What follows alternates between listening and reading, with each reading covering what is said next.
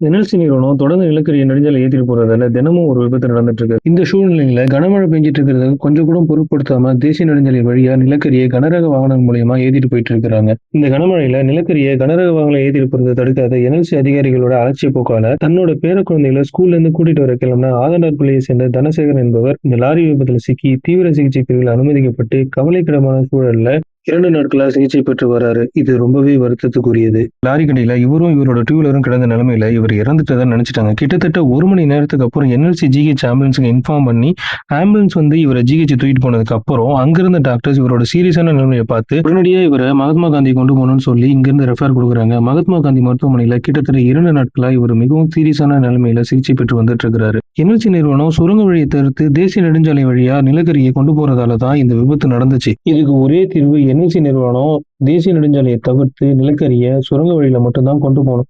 அப்படி கொண்டு போனா மட்டும்தான் இந்த மாதிரி விபத்துகள் தவிர்க்கப்படும். நன்றி.